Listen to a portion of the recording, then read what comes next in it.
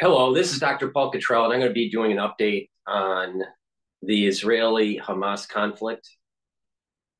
This will be episode 13 of the New Yorker, and I'm also doing a simulcast with Spaces. So we're doing the video side of this and the audio side of this. Then after this show, then I'm also going to do an extensive replay of actually Hitchens' case against Kissinger, all right, and the crimes against humanity, especially tied with this whole Cambodian Vietnam era conflict, all right.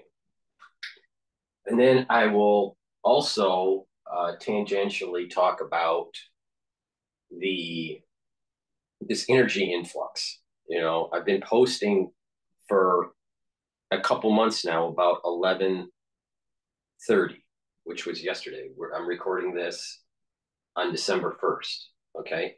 I told people, and other sensitives have said the same thing, that from August 1st of this year to 11:30 of this year, there was a darkness on individuals that were sensitive. Okay. And it doesn't matter what religion you are. It's just that for a better term, some people would say psychic, but that's not, I don't think that's the right term. I'll just use the word sensitive.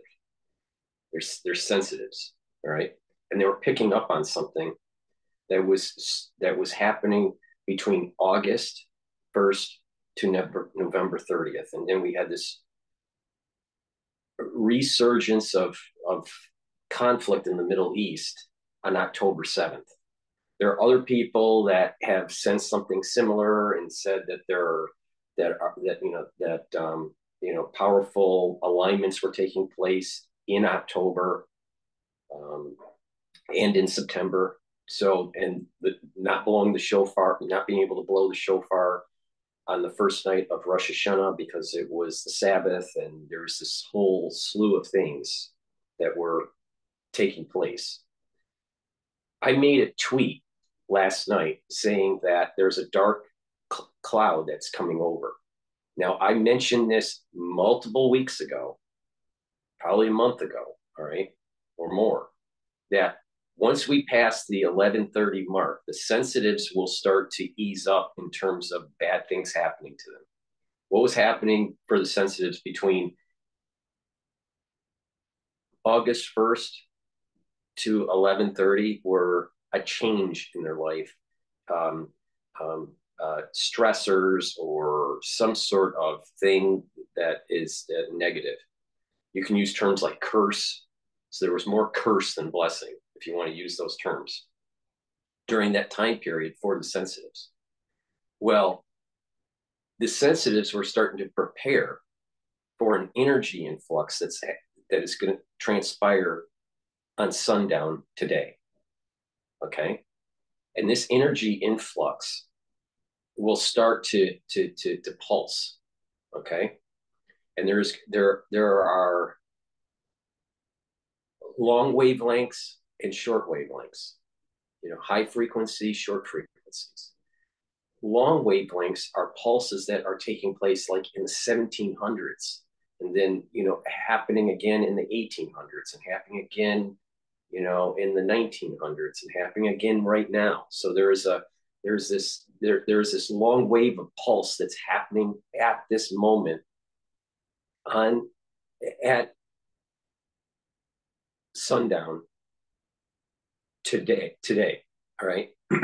Now, of course, sundown is different everywhere around the world. So this is going to slowly migrate around the world as sundown happens. Okay, this pulse, this energy pulse. Now, this energy pulse is going to, for the sensitives that prepared themselves, most of them did, they will get an understanding. But that understanding is good and bad. It's not like, oh, everything's, copacetic. There's going to be there's going to be understanding of good and bad in this pulse. Depending on what kind of person you are, depends on if you are going to be able to turn that into something good or turn that into something bad. As these, and this pulse, I don't know how many days it will last, but there'll be like this a flux of energy or a flux of information to the ones that can receive this, that have prepared themselves. The ones that have not, they aren't going to be able to benefit from it. All right. And this cloud that I said is starting on December 1st is around the world is now going to affect the rest of the world like it was affecting the sensitives between August 1st to 11/30. But the magnitude of it is going to be far greater in terms of number of people because there's less sensitives compared to the total population. But there's also going to be the magnitude of the negative feeling that the sensitives have will be far more on the rest of the world than on the sensitives. The sensitives were the bellwether. Sensitives were the warning. Were the ones that were saying, "Hey, pay attention. Start getting your house in order." All right. And some people did. Some people didn't. It's too late now. It's too late. So there's this cloud is going to slowly move around the world at sundown, and there's going to be an energy flux for that population at that moment in time that can receive this knowledge. All right. But again, it's not like this, everything's great type knowledge. There's going to be sadness in it. There's going to be understanding. There's going to be joy. There's going to be a mix of emotions that are inside this energy inflow. I don't have better words to describe this. So I'm just trying the best I can to describe what's happening. That energy influx is going to have a mix of emotions. All right. And then it's going to pulse. And it's going to start on December 1st at sundown. Then what's going to happen is that there's going to be other days that of different intensities, some less, some more. And then what happens is that there's an internal menorah in all of us, all right, in all of us, not just Jews, that a light is going to turn on. A light is going to be a light is going to be kindled, all right? And that is going to take us out of the month of Kislev, all right? I think Hanukkah starts on the 7th, all right? So this pulse, and there's going to be a pulse that lights an internal menorah inside someone's soul, all right? And it's 8 days. Again, you don't have to be Jewish to through this effect. And that pulse is going to kindle that internal menorah, and then that's going to carry you out of the month of Kislev and into the next month. I don't know the Hebrew month of that. I'd have to look it up. But we're in the 19th of Kislev, all right? That energy pulse is going to start taking place at sundown today around the world. And then, it will have different magnitudes of pulse on different days. Some no pulse, some a higher intensity pulse, some a less intensity pulse another day. But it'll kindle an internal menorah in one soul. And that starts on, I believe, December 7th. And it lasts for 8 days. And that goes into the end. It goes through the end of Kislev, which is the current lunar month, and into the next month. So the ones that are the sensitives are trying to capture this knowledge, right? And it's a mixture of not all knowledge is good, right? And it's a mixture of emotions. So when someone says, "Oh, I want to be enlightened," well, being enlightened actually is is also understanding sorrow and death and destruction. So this will light that internal flame or flames, right? Now, the rest of the world, all right, is going to start feeling the magnitude, and it will gain momentum. It's not going to be like, oh, everything is all at once. It's gonna slowly churn and get worse and worse and worse, because each day of this dark cloud that's coming over for the rest of the world is a test to see what type of person you are. And this is going to continue on up to a certain date. I don't know what date that is.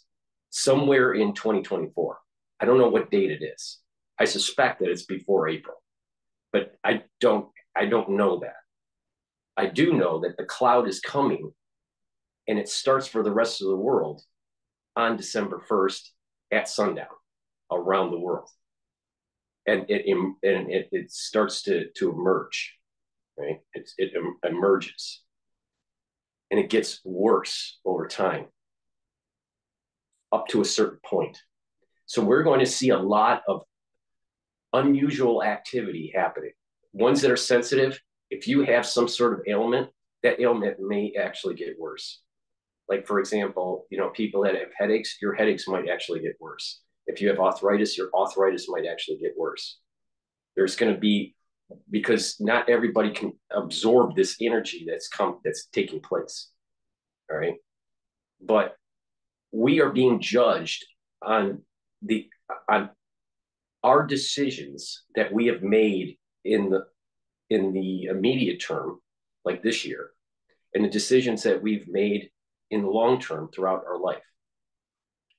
And especially through the immediate term, the contemporary decisions that we've made, we are being judged on what side of good and evil we're deciding to be on. And there are multiple chances to rectify one soul. But in terms of being able to capture this first energy pulse, if you didn't prepare yourself, like I told, then you're not going to be able to harness it. It's too late now. But you still can try to become a better person. So the cloud that's coming over you starting tonight is going to be lessened. But there's going to be some really tumultuous things that are going to be happening.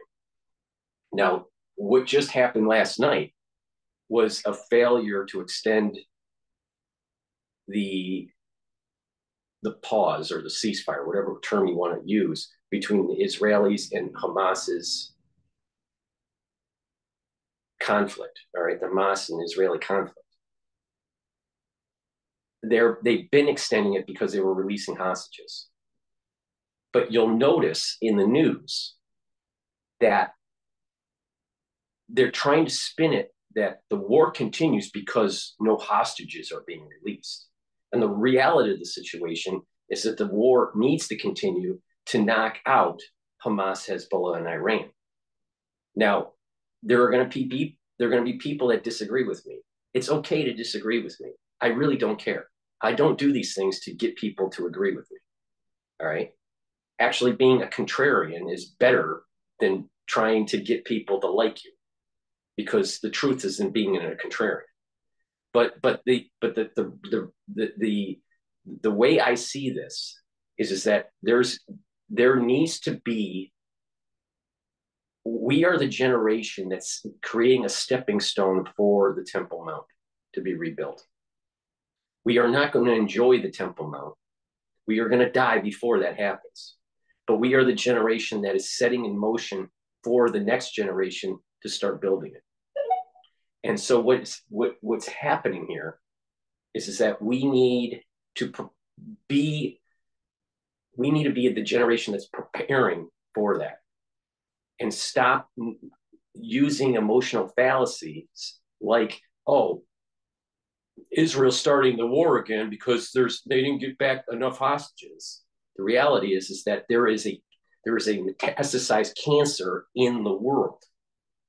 And that if you're a person that is going to be anti-Israeli or anti-Jewish or anti um, um, religion, all right, then the dark cloud that's coming over you is going to be much more severe.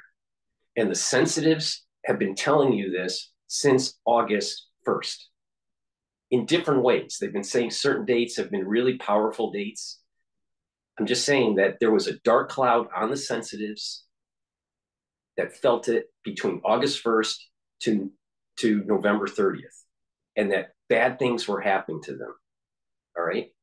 Some, really major, like death, and some less major, like a hangnail.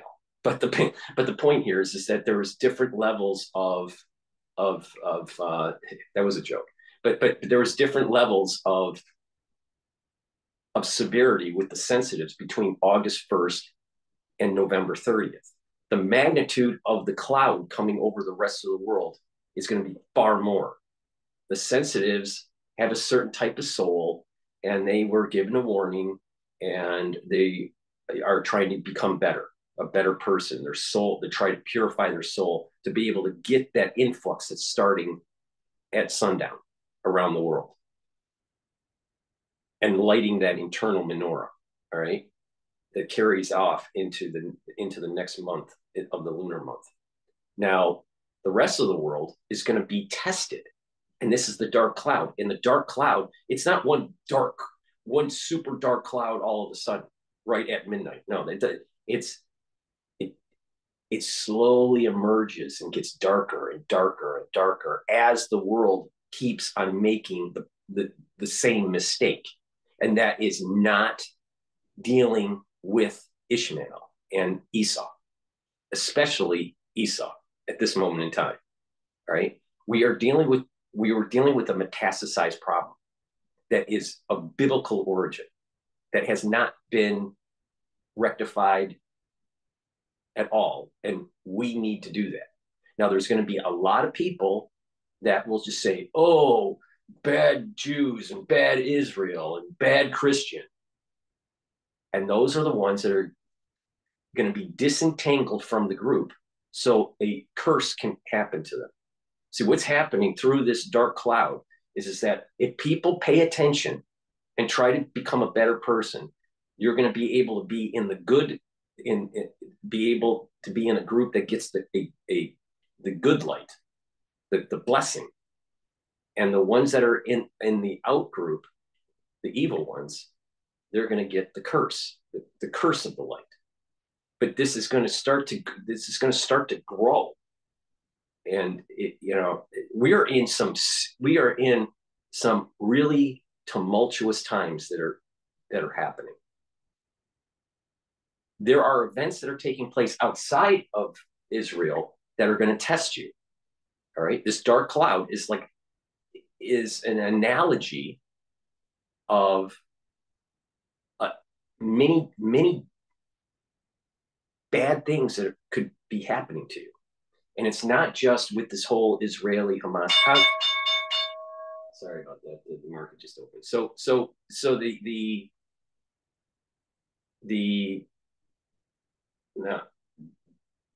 this dark cloud, when you go outside, you're going to see, well, where's the dark cloud? No, it's a dark cloud testing you through world events to see if you're going to become a better person. And that dark cloud, you're going to start seeing certain things happening to you.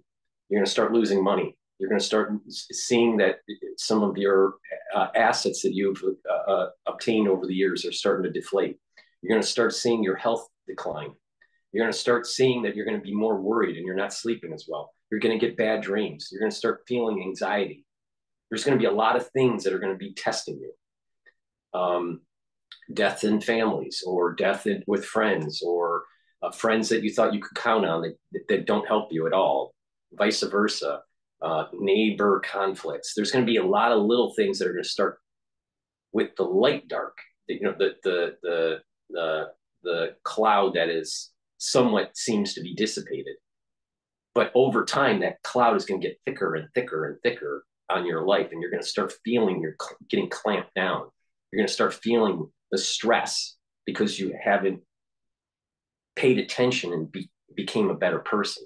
There are going to be some that take my advice right away, and it's not going to be so bad. It's going to be, a less of a magnitude. But the ones that aren't paying attention to me, it's going to get a lot worse, up to the point of probably death. So the events that are taking place in Israel are the epicenter of a larger thing that's of a larger dynamic. All right. We are seeing the pulmonary problems that are happening in China, and also news in Australia and the UK about certain types of pathogens. I don't want to go into the details in this video. I will go into the details of it, but we're being tested again. And there's certain things that mankind didn't do during the last crisis that it should have. It should have galvanized and shut down bioweapons labs and truncate national security states around the world, especially with the Five Eyes. We didn't. You had a society that worried too much about an anti-vax movement. You're looking at people and putting people up on a pedestal that actually are promoting something that you believe in, all right, vaccine injury, which it does happen. But these people that you're promoting were actually part of the national security apparatus, either through consultants or direct, that perpetuated the bioweapons development in the United States and in China. Why are you doing that? That very essence, that by promoting these type of people, this is the judgment that is coming down on. There's a judgment that's taking place. Now, if you wake up to it, it's not going to be so bad. If not, it's going to get worse. But there's a dark cloud coming. Now, with that said, I'm going to start playing and critiquing the news that's related to the Israeli-Hamas conflict, but don't fall into the emotional fallacy. To conduct the war and to root out Hamas, Hezbollah, and Iran is what is needed to set in motion that the rebuilding of the temple. We're not going to be the generation that benefits from it. We are the generation that is going to set it in motion. Sometimes you don't do things because you're going to benefit. You do things so future generations can benefit. This is CNN's. The length of time that Israel had to review these plans and why it wasn't listened to. So somewhere around along 2022, Israeli intelligence was able to get the plan for the Hamas attack.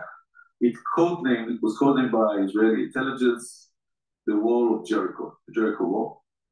And it details in many different details how the attack is going to take place, exactly as it took place more than a year after. This could be an intelligence victory for Israel, but Israeli analysts, some of the seniors of Israeli intelligence, saw the plan as more of, they call it a compass for the building of the forces, where Hamas wants to be, but not where Hamas is. So while having that plan, they saw this as something that Hamas is far from being capable of doing. They believe that Hamas doesn't have the ability to conduct such a massive operation. We are talking about, according to that plan, to break the fence between Gaza and Israel in 60 different places. Israel believed they could do that maybe in 2 places. They called for the bombing and destruction.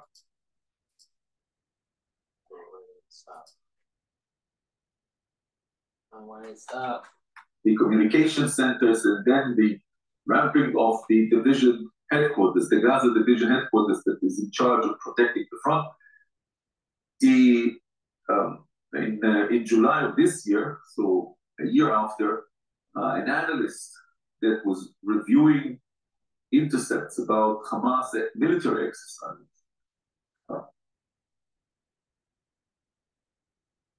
I don't understand why this. She comes from 8 to 100. This is the Israeli NSA, the equivalent to the American NSA. And she. I don't understand why his audio keeps him kicking out. I don't know if they're. Very cool plan and its real capabilities. And I think they're censoring this. More senior intelligence officer told her, this is an imaginary plan. They cannot do that. And so here is the tragedy for Israeli intelligence, for Israeli public. Instead of positioning, it's not just an intelligence debate. If Israel, if the Israeli defense forces would adopt this plan as something that Hamas can do, even without any connection to the intention of Hamas, the decision to execute. This is something that the analyst couldn't say. She did not push back on the Israeli wisdom at that time meaning 3-4 months ago, that Hamas doesn't want to go to all-in-one. But if the Israeli defense establishment had the knowledge that Hamas is capable of launching such an attack, that would put a total different size of forces on the border. The outcome could be very different. Also, according to your reporting, this analyst saw an exercise that Hamas they're censoring it for information, a trial run, so they don't release certain and names. Raised red flags again, saying this looks very much like the Wall of Jericho plan that we had discussed before, and again would seem to have been dismissed. Not just that, she says, here's an interesting bit of information. The same quote from the Quran, Surah Al-Ma'idah, that begins with which this detailed plan for action, this detailed plan for attack starts with. It's called for, this is something about Moses, but it's about the surprise entry through a gate. I think it's not a coincidence that Hamas picked this up. The people participating, the Hamas gunmen participating in that drill were using the same quote. The same quote is now part of the emblem of Hamas, used in all Hamas publications, statement and videos since the attack. As you know, the Israeli I want to interject here because I did a video about the Bible code on this. All right, on what happened on October 7th, and using the words, I think it was shield of swords. And if you use the gematria of that phrase, it will equal the gematria of phrases that are in Psalms. All right.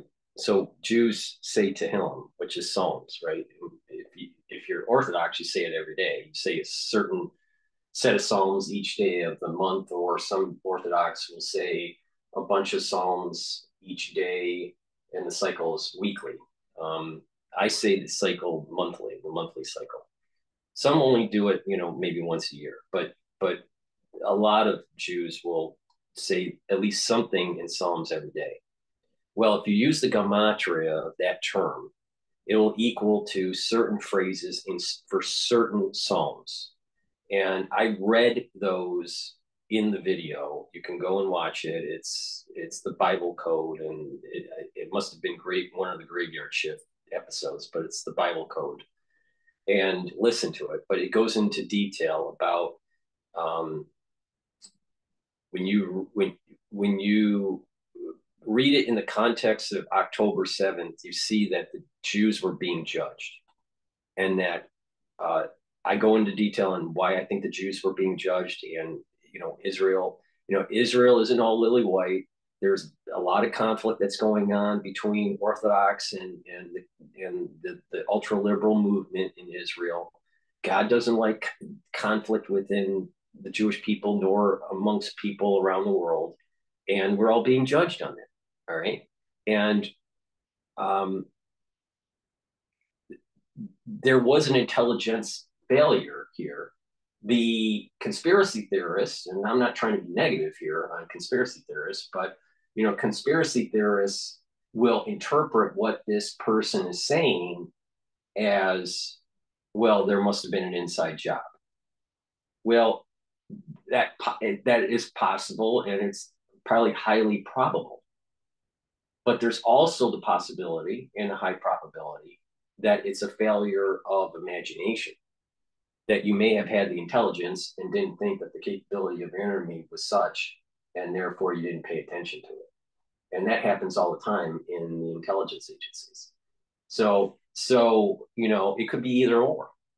I take the stance that's a little bit more spiritual, and that is God let it happen because the Jews were being punished. But when God does these things, it's not just punishing the Jewish people, it's also punishing the Palestinians, right? And this conflict, as you have seen this across the world, you have noticed the division of people. Where is their true heart? I mean, I knew that there were a lot of crazy liberals at Harvard, all right? I knew that, and crazy communists and socialists and all this. I had no idea the hate for Israel and for the Jews until this incident happened. I had no idea how much hate was at Fordham. I went to Fordham for my pre-med, all right? I had no idea. I mean, it's pretty conservative school, you know, and Fordham has a ton of anti-Semitism. So this event allowed for hate of people to precipitate out of solution. It was hidden. And so bringing up certain phrases in the Quran does not surprise me that there is this alignment. I said this in a previous video. I think it was the last video I did. So episode 12, maybe episode 11 of the New Yorker. There is this alignment of frequencies. So for a better way to describe this, there's the frequency of Ishmael, and there's the frequency of Isaac, okay? Or the frequency of Esau and the frequency of Jacob. And there's an alignment that's taking place with their religions, with the Jewish faith and the Islamic faith. And that alignment is not a good alignment. It's an alignment where there's a portal that is communicating between the two.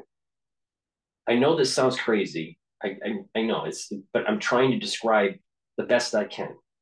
But there is a frequency portal that is happening between Esau, Jacob, Ishmael, and Isaac. And this frequency portal is causing conflict. And one side has to be killed. Now, if the Jews die, the temple does not get rebuilt. The blessings that we have on this earth is through the unique relationship of the Kohanim and the Levites providing the sacrifices and the incense, and to allow the Shekinah to rest on the ark on the Temple Mount. And that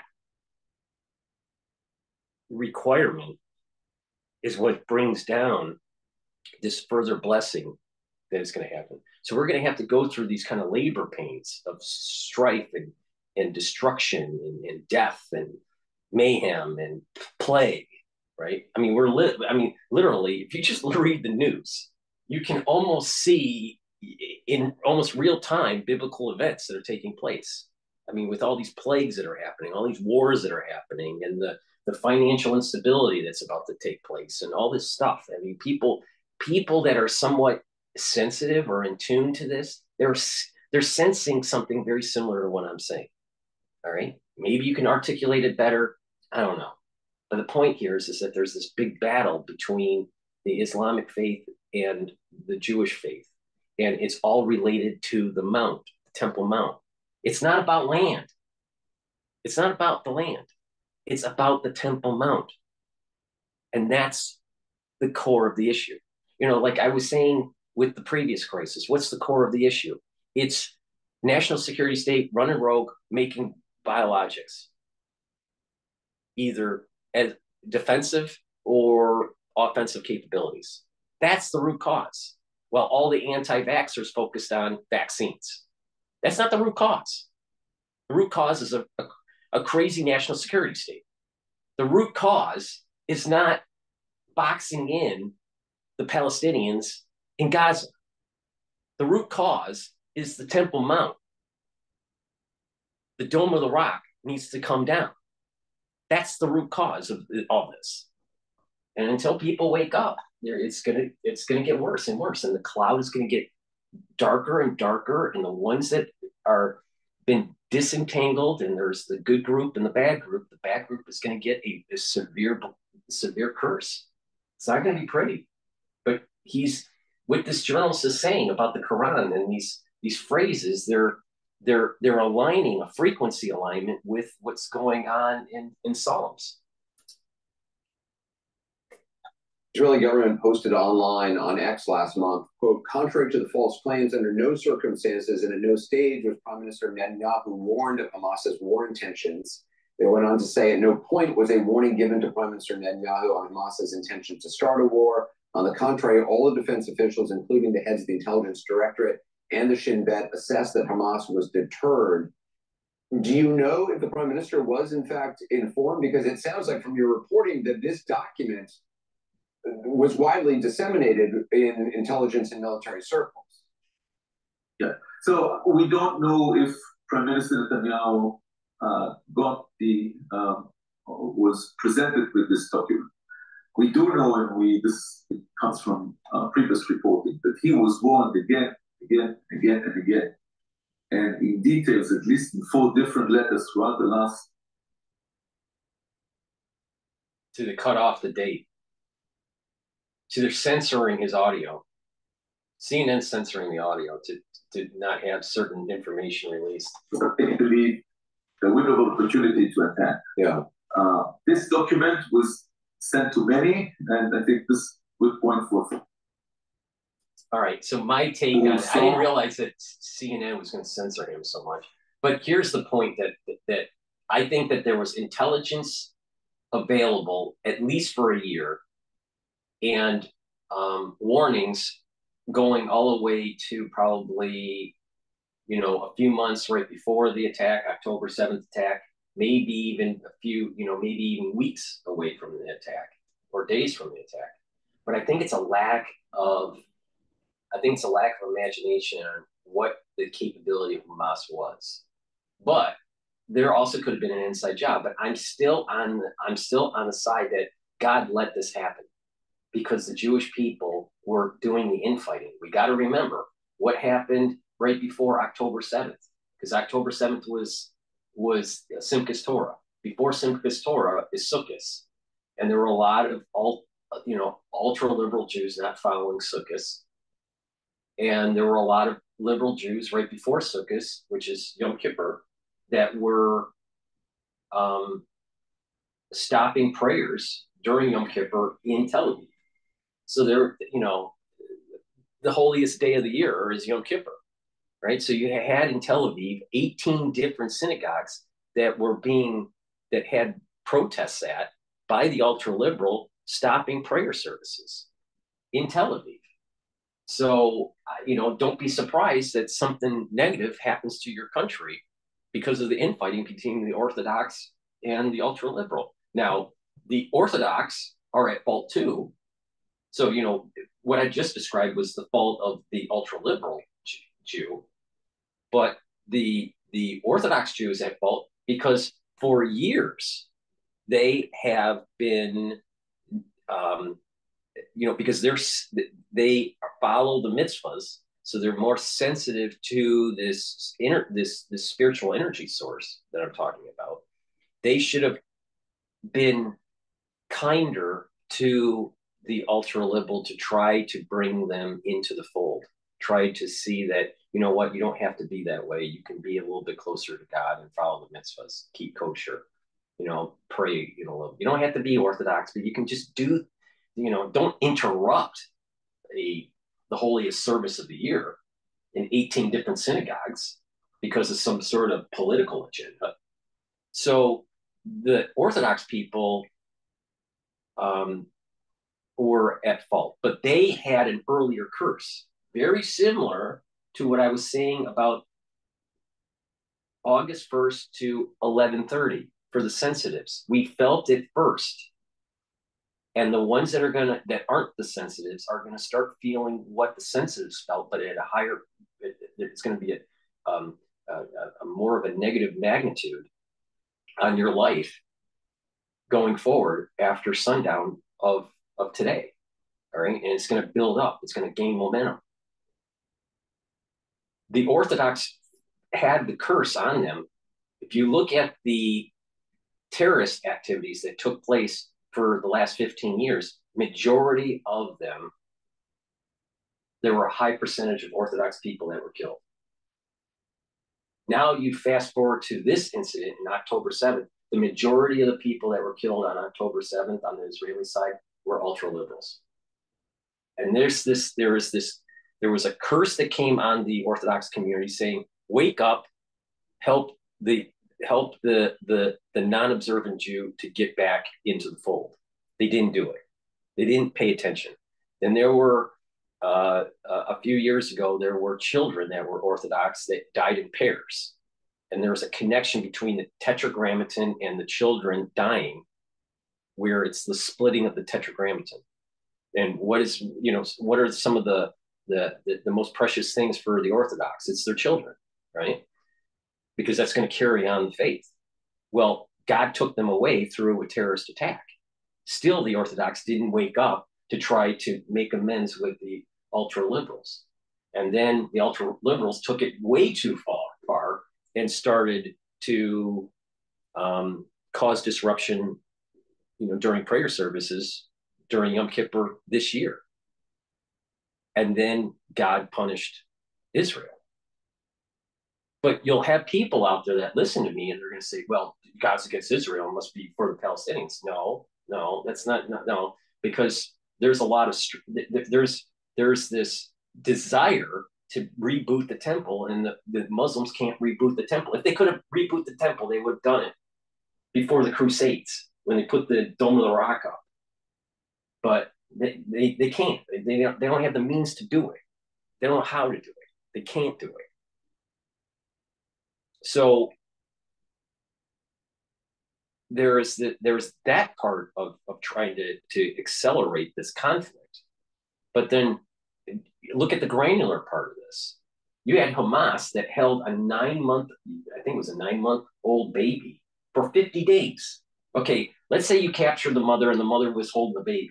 You could have let the mother and the baby let go after the second or third day. You didn't have to hold them for 50 days. That's a sign of an animal. And it's been the Jews have been warning about Ishmael and Esau for thousands of years, that they're animalistic. There's a certain animalistic behavior about them that is unreasonable. And the only way to deal with it is to kill them.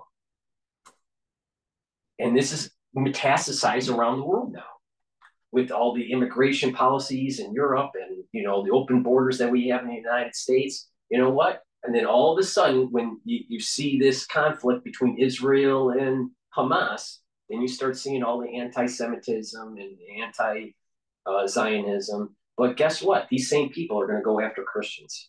And same people are going to go after Christians as the dark cloud starts to gain momentum. Who saw and who decided to continue with this so-called conception, the ability to believe that Hamas is continuing. Reverend Bergman, it's incredible reporting. Thank you. We're now on the forces at play tonight. Joining us is Alex Marquardt and Arn Lieberman, also Axios reporter. And so before he goes to those journalists that probably are not going to be censored, the main point I'm making is that intelligence probably was available, but it seemed kind of probably a little pie in the sky. And so there was there were probably groups within the intelligence in Israel. Some thought that this was a real problem, and some probably thought that it wasn't a real problem. But the bottom line is God let it happen. And it sets in motion for us to actually see each of us is at fault here. Everyone is at fault. I'm at fault. You're at fault. Israel's at fault. Jews are at fault. Christians are at fault. Muslims are everyone's at fault at different degrees because we didn't take the opportunity, being alive, to make peace in this world and to allow for a better era to happen. Now, some people call that era a messianic era, but a better era, whatever word you want to use. So we're all at fault at some degree, but we all can wake up to the fact that, people that are evil need to be destroyed. You can't, it's the problem that has been happening over the last 3,000 years is placating to evil. You can't placate to evil because they beget evil. Their children become evil. Not all their children, but a subset of their population become evil and metastasizes.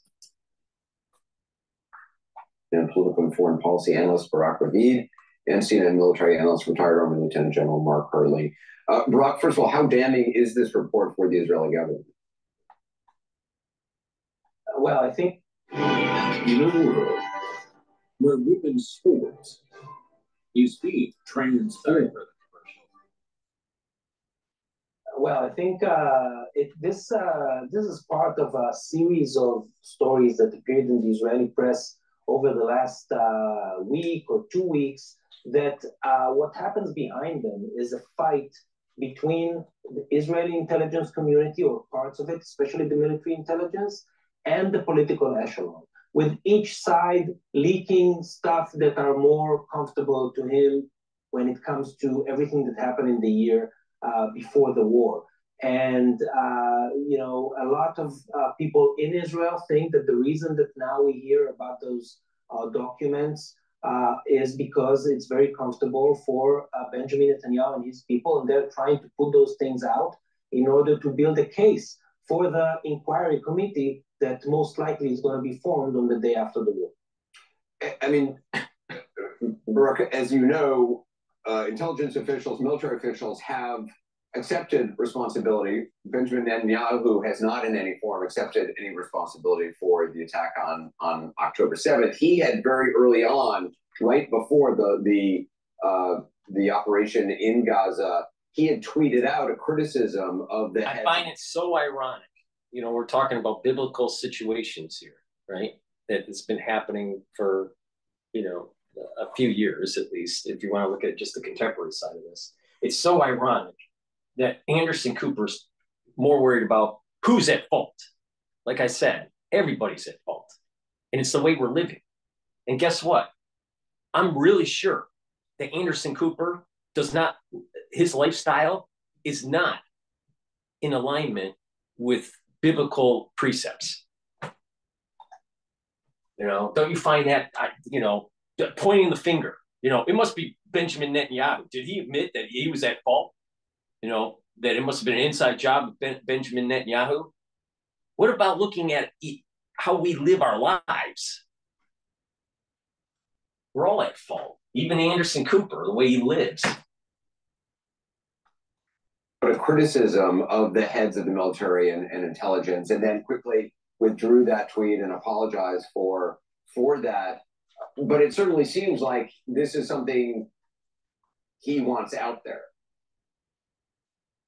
No doubt. By the way, there was a huge intelligence failure. It's not that it's not true. There was a huge intelligence failure. I just, in one of the emails, this analyst from Israel Signals Intelligence Agency, A200, one of the headlines of one of her emails that was warning from this plan the headline was "Death in the Kibbutz." Okay, how symbolic is that? Okay, several months ago, "Death in the Kibbutz," she wrote. So there was a huge intelligence failure, not at her level, but at the higher level of the people who are actually making the decisions, and that their job is to actually warn the political echelon of what was going on. But at the same time, Netanyahu did get a lot of other warnings that had to do also with the general situation where Israel's enemies were planning to gang up on it because of the domestic crisis over Netanyahu's judicial overhaul in the months before the war. Alex, what do you make of this report? How are U.S. officials likely to react? Well, Anderson, I really do think it goes to this theme that we've been reporting on for quite some time of the underestimation of what Hamas was capable of doing and certainly what they intended to do. You and I have talked about intelligence reports and assessments, both on the Israeli and the American side, in the days leading up to October 7th that indicated that Hamas might do something. Now, what that something was expected to be was what we had seen before in previous rounds of fighting that were frankly rather inconsequential. Now, for the ones Israel. that I'm interrupting here because the market is open and then there's data coming out. Remember what I said, that financial instability is going to start? Well, the ISM manufacturing index is at 46 and the expectation was at 47. And it's unchanged from previous release. So what I'm stating here is that there's a slowdown in manufacturing. There's an economic instability that's starting to emerge, right? And we have to pay attention to that. And that's another signs of the dark cloud coming. It's not fully dark yet. It's just starting. It's going to gain momentum. These are all interrelated. People need, if you really want to be intelligent, there are multiple nodes of causality. Inconsequential for Israel, and that would have been rockets being fired across the border, which then likely would have been intercepted by the Iron Dome, which is exactly what we're seeing on our screen right there. But there was no sense that Hamas would be able to break through the fence and carry out the types of massacres that they did. There is acknowledgement and public acknowledgement here in the U.S. From intelligence officials and Biden administration officials that it. I don't understand why responsibility for this. They're laying it at the feet of the intelligence apparatus, censorship apparatus in Israel. Essentially, the U.S. has been so focused on China and on Russia and Ukraine that they just don't spend a lot of time thinking about Hamas and other Palestinian militant groups. Now, will that change going forward? That remains to be seen. We've certainly seen U.S. intelligence playing a much bigger role during this conflict with drones and other kinds of signals intelligence gathering. But in their minds, this is an Israeli intelligence failure. I think most will tell you that Netanyahu is not expected to survive this, but there's also an expectation that the heads of the intelligence agencies there should also be a reckoning. Yeah, there should be a reckoning of the agencies, but let's not look at how we behave at home, Anderson Cooper, and assume that there's not going to be some sort of divine retribution. Anderson Cooper. The reason why I'm so negative towards Anderson was that when he was covering Fukushima with Dr. Gupta, I think his name is Gupta, on CNN, they were there, and they were measuring the radiation levels outside of the 50-mile radius, and the Geiger counter was starting to tick up, and they got all scared, and they stopped and ran home. Meanwhile, other people in Japan started getting thyroid cancers. But it's okay, that Anderson Cooper, can have a nice life. Meanwhile, there are people that are, and he doesn't even cover what the lasting effects of what happened with Fukushima. Such a jackass.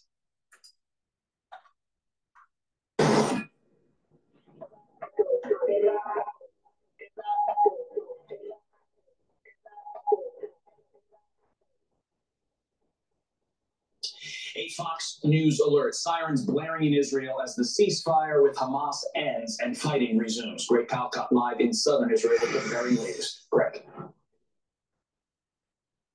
Yeah, folks, after a week's pause, the fighting is on. The war between Israel and Hamas is raging again. We're just about a mile from the northern part of Gaza Strip at our location here. I'm going to step aside and let cameraman Ben give you a sense of the landscape here. In the last hour or so, we've been seeing Israeli airstrikes. We've been hearing Israeli artillery. You might see a little bit of smoke coming from there. There was a whole bunch of smoke coming from there about a half hour ago. We're also hearing automatic gunfire. A sign of clashes on the ground. Remember, there could be thousands of Israeli soldiers there. The strongest strikes have been in the southern part of Gaza. Why is it? How do we get here? Well, both sides are blaming each other. After over 100 hostages were freed, Israel says Hamas did not present an adequate set of new captives to be released. Before the ceasefire was set to end, at around 7 a.m. local time, Hamas sent off some rockets to the neighboring villages where we are right now. And that was that. Following that, Israel announced it was resuming strikes, hitting a variety of the locations again, trying to go for what is now the temporary headquarters of the Hamas. I don't understand why the feed, it's not. Video is all right, but audio is. According to Hamas. And Prime Minister Benjamin Netanyahu's off. Damn it.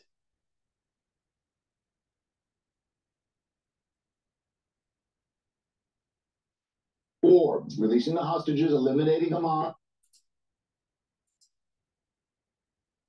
All right, let's. Last night, we did see the last, for now it seems, of the released hostages, 7 women and 1 man. Level. And while negotiators today say they're looking to restart the ceasefire, experts say that is unlikely to happen. It looks like we got war again. And remember, guys, as we watch this, as we watch the Israeli Air Force hit targets, as we see smoke come up, hear a lot of booms, there are still hostages there too. Maybe as many as 140 that haven't been freed. So retrieving the hostages as well as dealing with Hamas, it's a double-barreled target and strategy for Israel. Back to you. You know, here's the problem. You got the United States going to the Israelis, and they're saying, well, you know, when you start it up again, when you start the bombings in Gaza, which they have, you got to be gentler in going forward. You know, you got to be worried about the civilian casualties.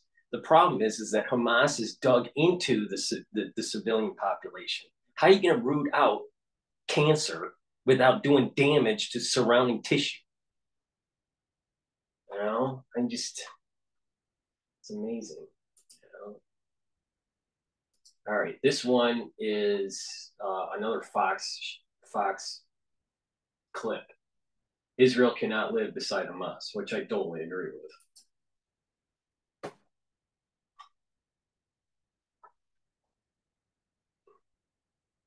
Has been on the ground for several weeks covering these stories, and he joins me now from Tel Aviv. Douglas, it's really, we all, I think, followed Mia's story, and there are so many of these stories, but to see her, and you talk about these hostages, when you see images of them in the transport vehicles, they all look aged by what they have been through.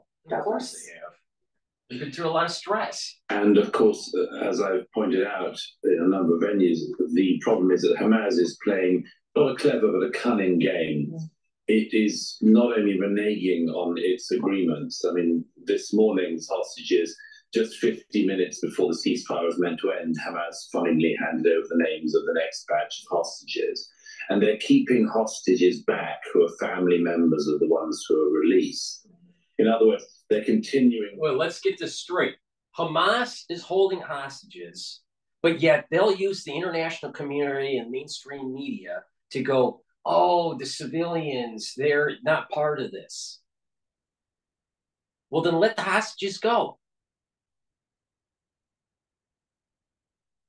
The problem with Esau and Ishmael are they're animals, and there's only one way to deal with old Yeller, and that's to shoot old Yeller. You know, it's got rabies. You know, you got to get rid of the dog. continuing the water torture of the Israeli public and of these families in particular by making sure that they know that if they were to say something or do anything to upset Hamas, then their family member, their loved one might still be at even greater risk themselves. This whole process is utter torture for Israelis. In the immediate aftermath of the 7th of October, many people just assumed that everyone who'd gone into Gaza would be dead, that it was worse than death.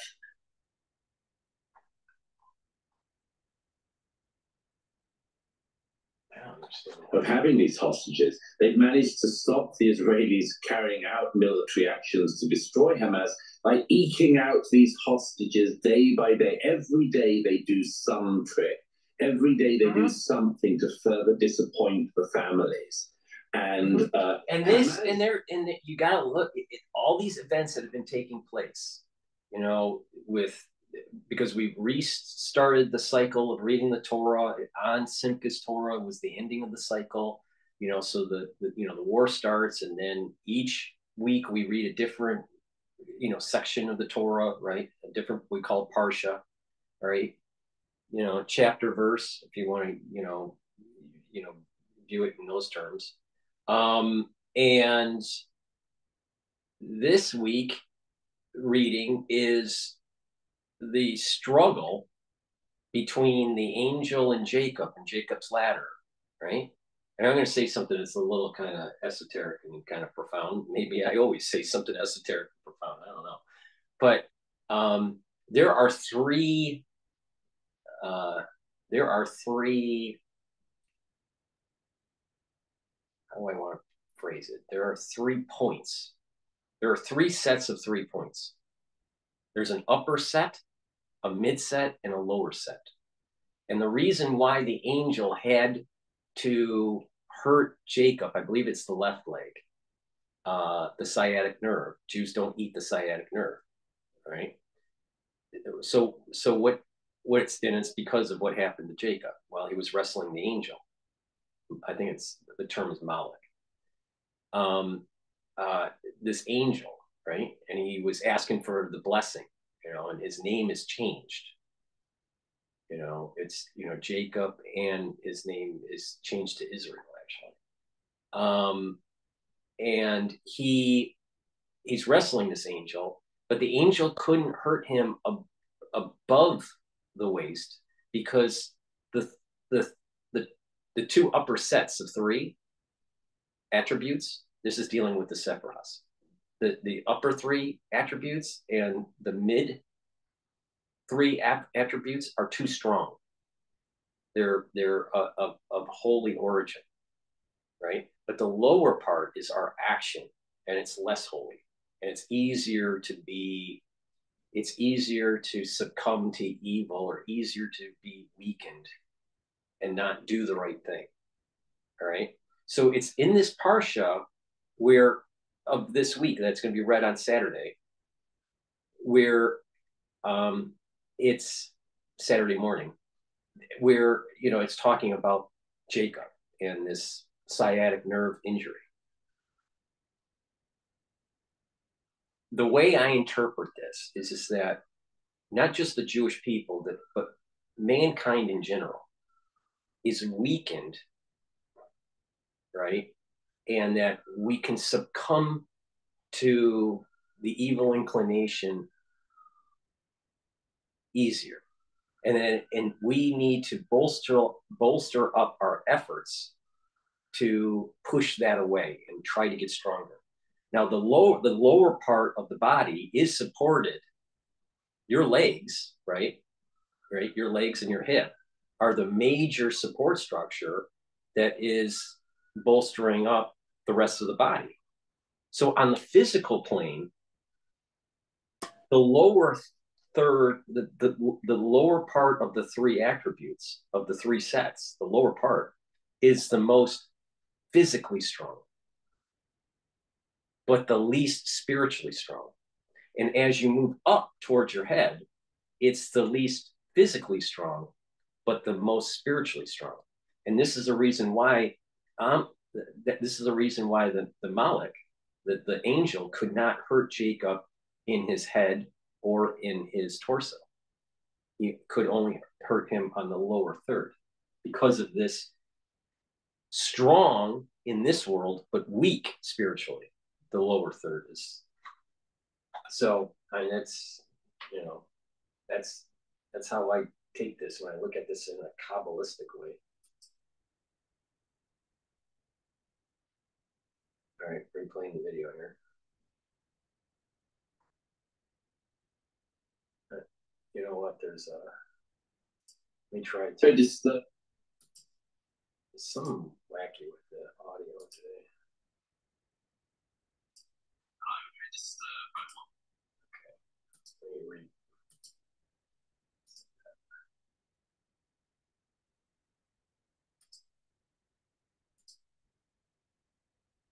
Further point to the families. And Hamas, of course, are doing that in the hope that there will just be a wind down of the conflict. And I was very disturbed by what Secretary Blinken said in that press conference he just showed us, because there seems to be so little awareness outside of Israel of the following very basic fact. Israel cannot live beside Hamas. It cannot live beside Hamas. It's about it can't live beside this Hamas or Hamas 2.0 or anything else. No leftist Israeli believes that they can live beside Hamas. So Hamas has to be destroyed, and the Israeli government has said that is its principal war. Of course, at the same time, they are having to negotiate for these precious hostages. And as you know, but as too few of the media do know, each of these children and young people is being swapped for 3 people in Israeli prisons who are stabbers, murderers, bomb carriers. There's one woman who was released today, who was released for trying to kill her neighbor, her Jewish neighbor in East Jerusalem. She's just been released and gone back to her home. And that's obviously terrifying for the people who live in those areas and understand the threat that these people have posed, some of them, probably most of them, to these communities. And you're right, cunning, I think, is a good word for the way they're carrying this.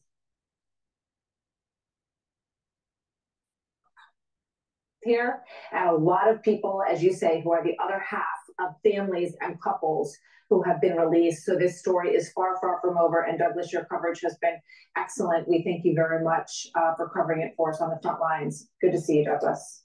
All right, and then I'm going to do one more video. This one is Sky News. It's about 3 minutes long, and it's dealing with the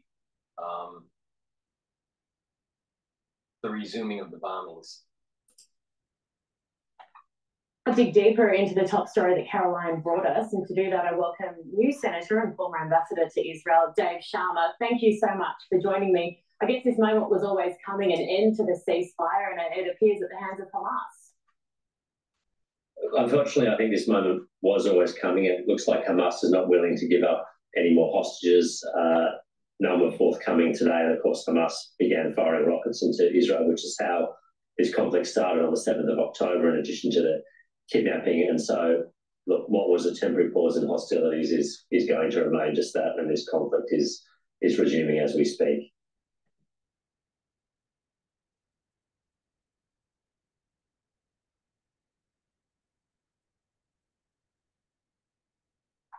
Potentially.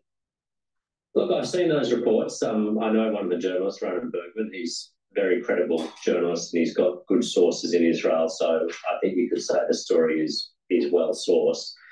It also, look, frankly, it doesn't surprise me. I mean, people in Israel and at the senior levels know this was an intelligence failure, and you know, like many intelligence failures, it's sort of a combination of a failure of imagination, a degree of groupthink, and an inability to sort of extract, you know, nuggets of information from a haystack that counter your dominant narrative.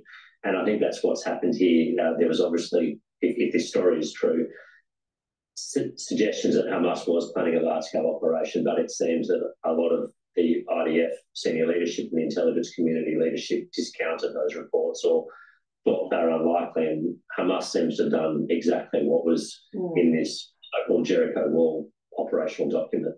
There will be a time and a place, clearly, for all of that to be looked into. Now is not that time nor that place.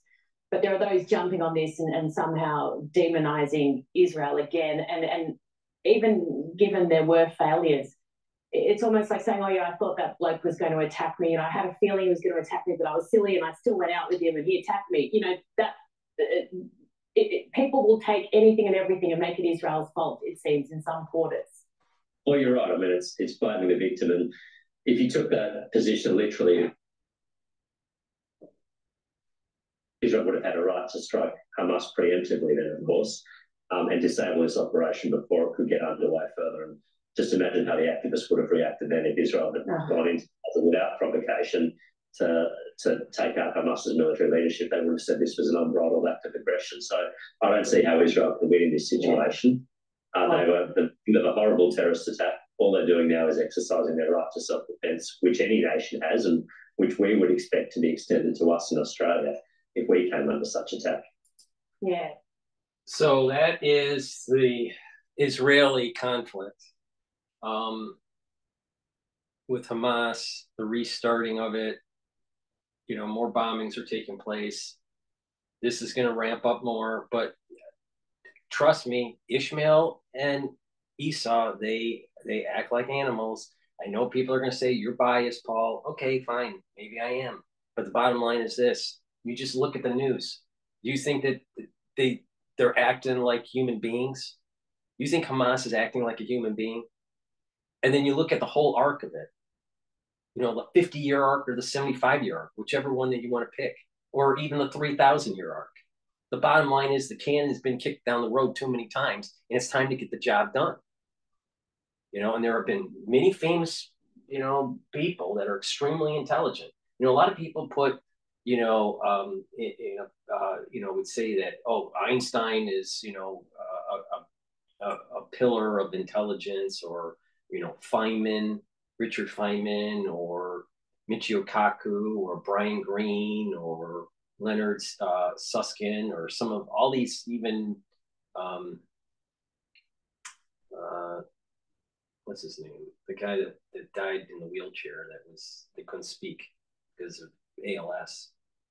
I can't remember his name right now. But you know, you had some really intelligent individuals, especially in physics. All right. A lot of them were atheists, actually. But the thing is that, you know, they were really intelligent. But the thing is, their intelligence level was eclipsed by some of these individuals that are 14 generations of Torah scholars. You know, that they don't. All they do is, you know, pray and study. All right. And when you look at these people, there's only about these types are rare. You know, they're very rare. There's probably about 5 or 6 in the world. All right. You look at them in person, and they look like an angel. They're filled with so much light and knowledge that they literally look like they're an LED lamp or something. You know, it's strange, but they're rare. And it's because of one generation after another, you know, and they're tapping into they're tapping into an energy source. They're tapping into a database or a knowledge base that is much, much higher than anything that Einstein and, you know, some of these other, you know, great thinkers, even Aristotle, you know, some of these great thinkers, they were big people, right? But there are people that are living today that are 3 or 4 times their level of intelligence. But they don't talk. They don't talk to people like you and I.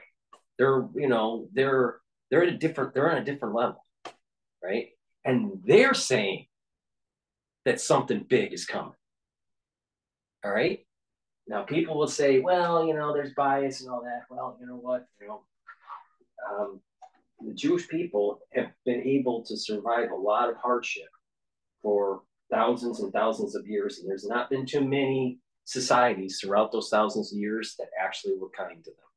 You know, there was always like, well, you know, we like Jews as long as they get that, you know, they're our lawyer or they're our tax attorney or they're our doctor. But the moment that, you know, you don't need them, then there's some sort of program, right? It's happened in history, and there's very few Jews. So, you know what? About 15 million, maybe 20 million real Jews out of a billion plus 2 billion Muslims. Now that alone, the ability to survive in that kind of environment and be somewhat, to be productive, right, and influential, shows that there is some sort of divine light, divine energy that's coming, that feeds this plane, that helps. And this is the reason why the Kohanim and the Levites are so important for that Temple Mount rebuilding. It's not every Jew that is holy enough to do it. And it's only a subset of those people, a subset of the Kohanim and a subset of the Levites that can do this. You know, people just need to understand that once the Temple Mount is rebuilt, then there's blessing for everyone. And the whole world will be at peace.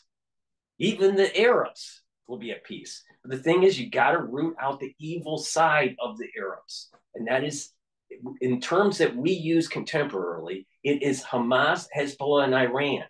It's these caliphate, Islamic jihadists that have to be eliminated. You know, that's my take on it, and I'm not wrong. So, thank you for listening. On X, I'm gonna wrap it up here, but please, go to the links on my videos and subscribe to all my channels. I have 3 YouTube channels. They're heavily censored. This stuff I can keep up, but when I start talking about white lung, and when I start talking about, injury because of the V or injury because of the CV, then, it gets taken down. So, I can't keep those up. So you have to also subscribe to Brighteon, Bitchute, and Rumble to see all my content. So subscribe to all 6 channels. The links are in the description of my videos. Please help support my news coverage by going to my store, the-studio-reykjavik.com. You can buy my products or you can donate. You can donate on the homepage at the very bottom through Stripe or PayPal, or you can also donate through Buy Me a Coffee. Link is in the description of this video. Or you can also be a paid subscriber for my Patreon channel. That helps to support my news coverage. But please go to the store, the-studio-reykjavik.com, and get the health products that I have. I have structural nano silver toothpaste, the best toothpaste that you can buy, way better than Alex Jones, like 3 times better than Alex Jones. Alex Jones looks 10 or 15 years older than me, and I'm older than Alex Jones. Wonder why? Maybe you should follow my anti-aging protocol. Lignans. This is a powder. It helps boost up your immune system. Guess what? In a post-COVID era, cancers are going to go up. What do you think you need? A boosted immune system. You need better NK cells and CD8 positive cells. Good night formula. You take this every day. It has tryptophan and melatonin in it. It's going to actually get you into a 3 REM cycle sleep. You know why 3 REM cycles are important? So you don't look like Alex Jones. It allows you to detox your cells. Your body detoxes mostly while you're sleeping. And you need that REM cycle sleep to improve that detoxification. And that detoxification is cells that are outside the cerebral system and inside the cerebral system. All right. On top of that, it'll help to consolidate memory. You consolidate memory through REM cycles. So if you start wondering why your memory is so poor and you can't sleep very well, you get good night formula. Don't be an Alex Jones. silver gel. I have it in a container here that's easy to dispense, and you can carry it around in your bag. This one has 35 ppms, 35 parts per million. Structural nano silver gel neutralizes pathogens. It also improves your skin, the skin health, and it helps to heal wounds on your skin, like cuts, abrasions, acne. All right. We're in the cold season. And oh, guess what? There's white lung out there. There's white lung that's happening. And I was saying that, you know, when you have a weakened immune system because of the crisis that we went through, because of the CV and the V, don't be surprised that your immune system is disrupted, which falls in the category of AIDS-like syndrome. You need to follow the protocol. The protocol is very simple. Neutralize pathogens with structural nanosilver, bring down reactive oxygen species by taking very strong antioxidants like C60 and bringing down pro-inflammatory cytokines. Oh, you know, I just did 2 shows talking about this sub super antigen problem that's on the S1 and S2 V and CV. All right.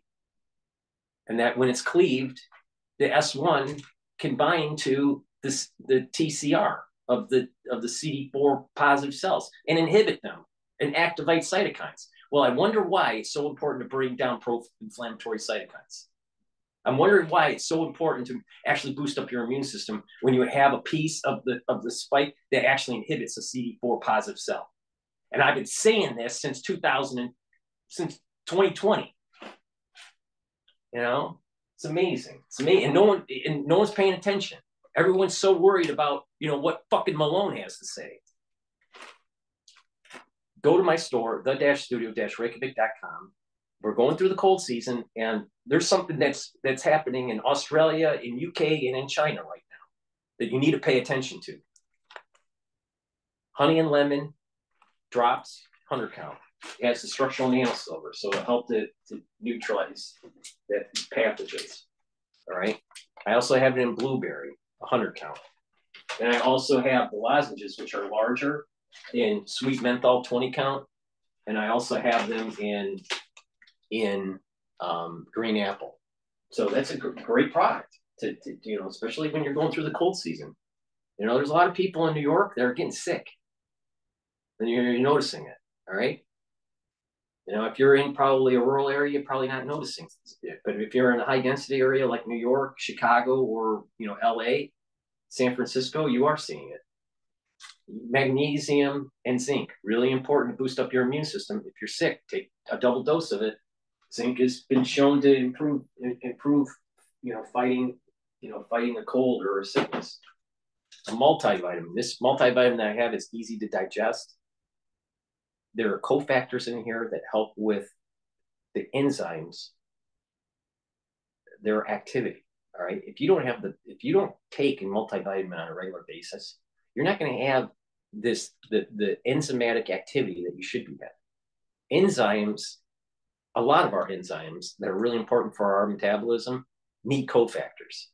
All right. And these cofactors are in this multivitamin. So go to the store and get the products that you need to boost up your immune system. You know, there's a white lung that's going on around. Wonder why? Oh, AIDS-like syndrome. Citrus. I have 2 deodorants. These are the best deodorants that you're going to be able to buy, so you don't smell like Alex Jones. All right. The reason why these deodorants are superior to anything that you're buying is, one, it's made from Himalayan essential oils. It's a extremely high quality product. So you use it as a deodorant, but not only that, because of the high quality ingredients that are in it, it'll actually help detoxify your body. So you don't smell like Alex Jones and you don't age like Alex Jones. Use it every day. I have it in citrus and in peppermint lavender. This is a product that was developed by rainbow herbals, and extremely high quality. All my products on my store are extremely high quality, and many of them have dual purpose. Like I said, with the deodorant, it's dual purpose. So you don't smell like Alex Jones, right? And it's for males and females. So you don't want to smell like Mrs. Alex Jones either. And you will detox. It's a dual purpose. Another dual purpose is the silver gel. Like I said, it'll improve your skin if you apply it at night and you just exfoliate. It will help if you have a cut. It'll help the healing of the cut. The reason why it helps the healing of the cut is it's actually neutralizing pathogens to make sure that the cut is clean. It'll speed up the healing process on a burn. It'll help to heal acne. Wonder why? Because it neutralizes pathogens. And not just that, it will, if you put it around your mouth and around your nose and lightly coat your nostrils, around your ears, lightly coat your ear canal, around your eyes, lightly coat, it'll reduce the chances of getting something during the cold season. It stays active for 5 hours. You can't do that with Perel. Perel is toxic. You can't put Perel around your mouth. You can do that with structural nanosilver. So many of the products that I have dual purpose. And oh, by the way, get the best toothpaste that you can buy. And that is on my store, the-studio-reykjavik.com. Thank you for listening to PNN and my ranting and my perspective. I'm sure you don't agree with me, everyone that's listening, but that's okay. You don't have to agree with me. But there's something powerful coming, and that the sensitives are going to benefit from it because they prepared. And the ones that have been paying attention to the sensitives that aren't sensitive, they can also benefit from it and prepare. All right? We're going through dark times, and there is this disentanglement that's taking place between good people and bad people. So when the energy flux comes, there's more curse on, there's more energy for the ones that need to be cursed, and there's more energy that flows to the ones that are good. For example, the ones that are still watching or listening on X. If you look at two major biblical events, what were their similarities? There were a group of people during the flood and during the Exodus. During the flood, it was Noah and his family and the animals put in an ark and protected in a certain way around water. And the rest of the world that's outside of the ark was destroyed. Okay? That's the biblical Noah flood. So people were separated. The disentanglement had to take place. So a blessing could go to Noah and a curse to everybody else. So there could be a restart. Okay? Well, when this all stopped and Noah got out of the ark and made a vineyard, right? And saw the rainbow and all this stuff, God said, I won't destroy the whole world. I'll just destroy it enough so you can rebuild from it. All right? That's what a rainbow means. A rainbow isn't, something that you should, view in 100% positive light. Actually, a rainbow is to remind you that more death and destruction, if you don't pay attention to the precepts of the Bible or the Torah, is actually going to come. It's just that it won't be complete destruction. It'll just be destruction. And we see that today in Syria, in Gaza, in the Ukraine, around the world. And a lot of things are happening in Africa that no one's paying attention about. The world is up in flames. The other biblical example is the separating of the Jews with the Paschal lamb sacrifice and the blood on the doorposts during the passing of this is Passover, right? And the firstborn is killed. So anyone that was protected, Jewish homes, right? They were protected from the Paschal lamb, and the door was closed, and the blood was on the doorpost. The firstborn wasn't killed. All the rest of Egypt was. Something similar is happening. And that is there's a disentanglement between the good people and the bad people. And there's going to be a curse that's going on to the bad people, and there's going to be a blessing on the good people. Get your house in order. Thank you for listening, and have a nice day.